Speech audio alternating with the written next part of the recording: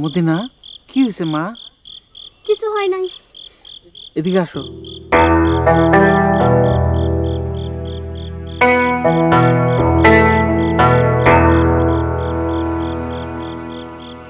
বসো। দেখি নারী দেখি। নাড়ি দেখা লাগবে না।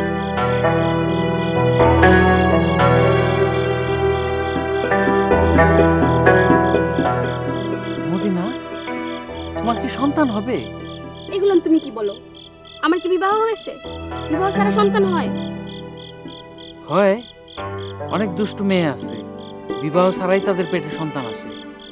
তখন তারা আমার কাছে আসে পেটের সন্তান নষ্ট করার ওষুধ নিতে।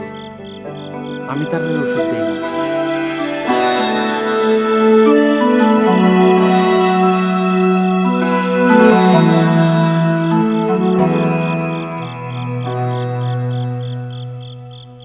সখীরে তোর বিয়ার খবর পাইছি বাড়িতে গিয়া রে, পাইছি বাড়িতে গিয়া।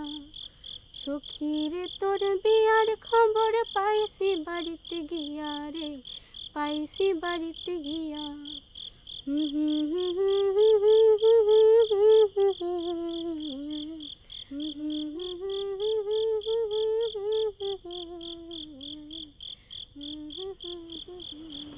বসি।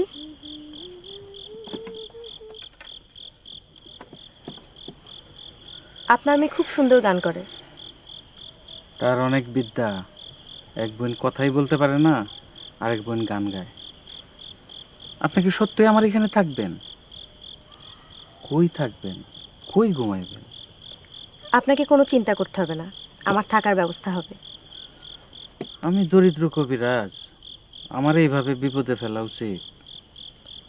তাহলে আপনি আপনার ওষুধের ফর্মুলা দিন, আপনার গুপ্ত বিদ্যা প্রকাশ করুন, আমি চলে যাব। শুনুন, আমি কিন্তু এর জন্য আপনাকে টাকা দিতেও প্রস্তুত আছি। 10,000 টাকা, 20,000, আচ্ছা শুনুন, 50,000। 50,000 টাকা কিন্তু অনেক টাকা, লট অফ মানি।